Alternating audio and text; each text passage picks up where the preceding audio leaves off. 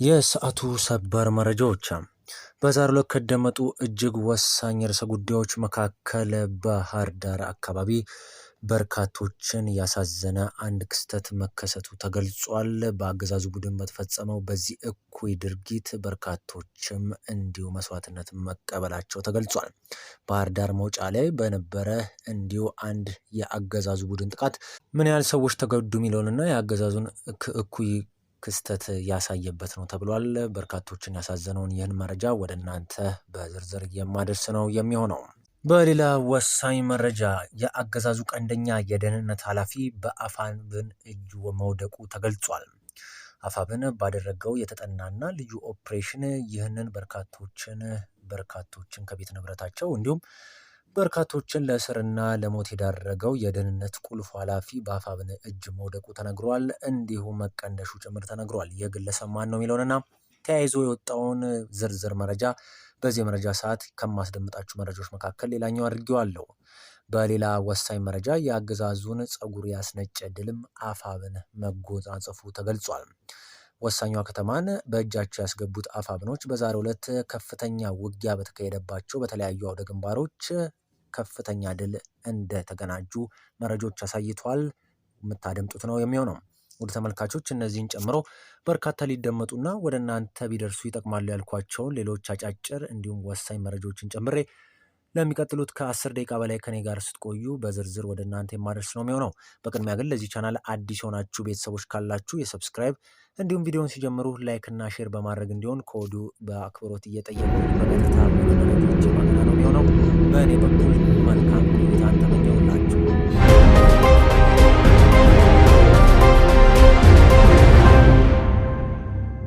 ሰላም ጤና ይስጥልኝ። በመላው ዓለም የምትገኙ ውድ ኢትዮጵያውያን እንደምን ሰንብታችኋል? በመረጃ ሰዓት ዳግም ተገናኝተናል። መረጃዎቹን ወደ እናንተ እያደረስኩ ከሁሉ በእጅ መረጃ አብሬያችሁ ቆየው እኔ ልዑል ነኝ። ቀዳሚውን መረጃ ወደ እናንተ በማድረስ የዕለቱን ፕሮግራም የምጀምር ነው የሚሆነው። ከአርቲስት ቴዲ አፍሮ ኢትዮሪካ አልበም መለቀቅ በኋላ በርካታ የአገዛዙ ቡድን ኃላፊዎች ቴዲ አፍሮ የቅርብ ጓደኛ ናቸው የሚባሉ እንዲሁም የስራ ባልደረቦቹን ሲያስሩ መክረማቸው ይታወቃል። በዛሬው ዕለት እንግዲህ አስደሳች መረጃ ወጥቷል። በትላንትናው ዕለት እንግዲህ የቀድሞ የቴዲ አፍሮ ማናጀር የነበረው ግለሰብ በይፋ መለቀቁ ተገልጿል። በትላንትናው ዕለት ፍርድ ቤት ቀርቦ ፍርድ ቤት ምንም አይነት የወንጀል ክስ እንዲሁም ምንም ያስጠረጠር ጉዳይ የለም በማለት ፍርድ ቤቱ ውሳኔ በመስጠት በ100 ሺህ ብር ዋስትና እንዲለቀቅና ከእስር ውጪ ሆኖ ጉዳዩን እንዲከታተል ፍርድ ቤት ወስኖለት እንግዲህ መለቀቁ ተገልጿል ማለት ነው። የአርቲስቱ የቅርብ ጓደኛው ነው የግለሰብ እንግዲህ በዛሬው ዕለት እንግዲህ ይለቀቃል ተብሎ ይጠበቃል ማለት ነው። ውሳኔው የተላለፈው በአጠቃላይ በሜክሲኮ በሚገኘው ፌዴራል ጠቅላይ አቃቢ ሕግ በነበረ ችሎት ነው። በዛሬው ዕለት በነበረውም እንዲሁ ችሎት የቴዲ አፍሮ የቅርብ ጓደኛ እንግዲህ ላለፉት 1 ወራት በእስር ሲማቀቅ ከቆየበት እስር ቤት እንግዲህ እንዲለቀቅ መወሰኑ ነው በዛሬው ዕለት ለማረጋገጥ የቻልነው። ውድ ተመልካቾች በሌላ ወሳኝ የድል ብስራት መረጃ የቴዎድሮስ ዕዝ አርበኞች በዚገም ወረዳ ጁመራ ቀበሌ ጠላትን ኃይል በመደምሰስ ከፍተኛ ስትራቴጂካዊ ቦታ መሆኗ የሚነገርላትን አካባቢ መቆጣጠራቸው ተነግሯል። ግንቦት 16 2018 ዓ.ም ንጋት ላይ የተሰማው ወሳኝ መረጃ አፋብኃ ቴዎድሮስ ዕዝ 109ኛ ኮር 88ኛ ክፍለ ጦር አርበኞች በዚገም ወረዳ ጁመራ ቀበሌ ተሰማርቶ በህዝብ ላይ ግፍ ሲፈጽም የነበረውን የብልጽግና አገዛዝ ኃይል በመደምሰስ አካባቢዋን ነፃ ማውጣታቸው ተገልጿል። ዛሬ ግንቦት 16 ቀን 2018 ዓ.ም በ88ኛ ክፍለ ጦር ስር የተደራጀ የአንድ ሬጅመንት አርበኞች ባካሄዱት የተጠና ወታደራዊ ኦፕሬሽን 15 የስርዓቱ ወታደሮች ሲደመሰሱ 2 የሚሊሻ አባላት እንዲሁም በአፋብኃ እጅ መማረካቸው ተረጋግጧል። በዚህ ኦፕሬሽን በርካታ የአገዛዙ ወታደሮች ቁስለኛና እንዲሁም ምርኮኛ መሆናቸውን የገለጸው የ109ኛ ኮር የህዝብ ግንኙነት ክፍል እንደሆነ ተገልጿል። አፋብኃ 6 ጠመንጃዎችንና ከ1500 በላይ የተለያዩ አይነት ተተኳሾች መማረካቸውንም እንዲሁ አስታውቋል። በጁመራ ቀበሌ የነበረውን የብልጽግና መዋቅር ሙሉ በሙሉ ያፈረሱት የአርበኞች ኃይሎች በአካባቢው የአፋብኃ የሚመራ ጊዜያዊ አስተዳደር መዋቅርም መዘርጋታቸው ተነግሯል። ተመልካቾች በሌላ እጅግ ወሳኝ መረጃ በባህር ዳር መውጫ 07 ተብሎ በተለምዶ የሚነገርለት አካባቢ ላይ የአገዛዙ ታጣቂ ቡድን እጅግ አስዘግናኝ የሆነ ድርጊት መፈጸሙ ተነግሯል። በርካቶችንም አሳዝኗል። ግንቦት 16 ቀን 2018 ዓ.ም ረፋድ ላይ የተሰማው ይህ የአገዛዙ ቡድን ጭካኔ በባህር ዳር መነሻውን አድርጎ የድሮን አሰሳ ሲያደርግ የነበሩ 2 የተዋጊ ድሮኖች በሰው ላይ ዝናብ ማዝነባቸውን የድሮን ጥይቶች ተገልጿል። የአብይ አህመድ ስርዓት አስጠባቂ የሆነው ኮንስታብል ተሾመ ካሳ የተባለ ቡድን የሚመራው ይህ ኮንስታብል በዛሬው ዕለት እንግዲህ በባህር ዳር በነበረ 07 ቀበሌ ተብሎ በልዩ ስሙ በሚጠራው አካባቢ ላይ በርካቶች በገበያ ላይ በነበሩበት ሰዓት የድሮን ጥቃት በመክፈት ከ7 በላይ ሰዎች ህይወታቸው እንዲያልፉ መደረጉ ተገልጿል። ከ17 በላይ ደግሞ ከባድ ቁስለኛ መሆናቸው ነው የተነገረው።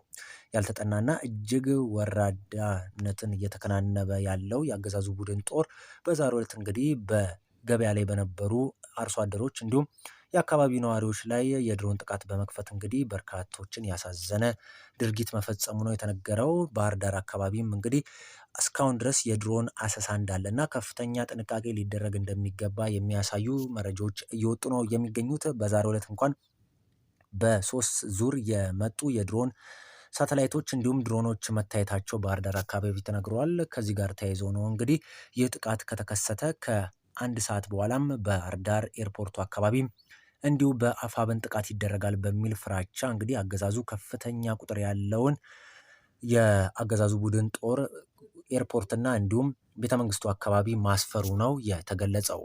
በሌላ ወሳኝ የድል ብስራት መረጃ የአገዛዙ ቀንደኛ የደህንነት ኃላፊ የሆነው ግለሰብ በአፋብን እጅ መውደቁ ተነግሯል። በዛሬው ዕለት እንግዲህ ጎንደር አካባቢ በአጀባ ሲንቀሳቀስ የነበረው ጎንደርን በርካቶችንም ሲያሰቃይ እንዲሁም ለእስር ሲዳረግ የነበረው ግለሰብ እንዲሁ የደህንነት ኃላፊ መሆኑ ታውቋል። በጎንደር አካባቢ በደህንነት መዋቅሩ ለአገዛዙ ቡድን እንዲሁ ላለፉት 2 ዓመታት ሲያጎነብስ የነበረ ግለሰብ ነው። በዛሬው ዕለት እንግዲህ በተጠና ልዩ ኦፕሬሽን አፋብን እጅ መውደቁ ነው የተገለጸው። እንዲሁም አፋብኖች በወሰዱበት እርምጃም እንዲሁም ተቀንድሾ መሸኘቱም ጭምር ነው የተረጋገጠው። የደህንነት ኃላፊ በርካቶችን ሲያሳስር እንዲሁም ጎንደር አካባቢም ላይ የስቃይ ምንጭ ሆኖ የቆየ ግለሰብ መሆኑ ነው የመረጃ ምንጮቻችን ከስፍራ ያደረሱ መረጃ የሚያመለክተው። ውድ ተመልካቾች በሌላ ወሳኝ መረጃ የአርበኛ አስረስ ማረ ዳምጤ አቋምና የአፋብን የትግል ምዕራፍን የህልውና ተጋድሎ ጥንካሬም በዛሬው ዕለት የሚያስስ መረጃም ወጥቷል። አፋብን አመራር መካከል የሆነው አርበኛ አስረስ ማረ ዳምጤ ከጋዜጦችና ከህዝብ ለተነሱለት የተለያዩ ጥያቄዎች በሰጠው አጠቃላይ ምላሽ የንቅናቄውን የትግል አቅጣጫና የአገዛዙን የመጨረሻ ፍጻሜ የሚያመለክቱ ቁልፍ ጉዳዮችን አንስቷል። ከነዚህ መካከል በሱዳን ተካሄደ በተባለው ድምዶ የተባለ ስምምነት ዙሪያ ማብራሪያ የሰጠው አርበኛው አፋብን ስለ ስምምነቱ ምንም የሚያውቀው ነገር እንደሌለና በሂደቱም እንዳልተሳተፈ በግልጽ አስታውቋል። አያይዘውም አማራ ክልል 90 በመቶ የሚሆነው አካባቢ በአሁኑ ወቅት በአፋብን ሙሉ ቁጥጥር ስር መሆኑን በመጥቀስ አገዛዙ በአማራና በቀሪው የኢትዮጵያ ህዝብ ላይ እያደረሰ ያለውን ዘርፈ ብዙ በደል ለማስቆም ብቸኛው መንገድ ስርዓቱን ማስወገድ መሆኑን በጽኑ አቋም አረጋግጧል። አርበኛው ከርተው አገዛዙን የተቀላቀሉ የቀድሞ የአፋብን ታጋዮች የሚያቀርቡትን ትግሉ ተጠልፏል የሚል ክስ በተመለከተ ሲናገርም ግለሰቦቹ ከአገዛዙ የሚሰጣቸውን የምግብ ኩፖን ለማደስና እንዲሁም ሹመት ለማግኘት የሚናገሩት የፈጠራ ወሬ እንጂ ህዝቡ የሚቀበለው እውነታ አለመሆኑን ገልጿል። የአፋብን ዛሬ ያለበት ቁመና ማንም ሊጠልፈው ወይም ሊያዳክመው የሚችልበት ምዕራፍ እንዳልሆነም አርበኛው አስምረውበታል።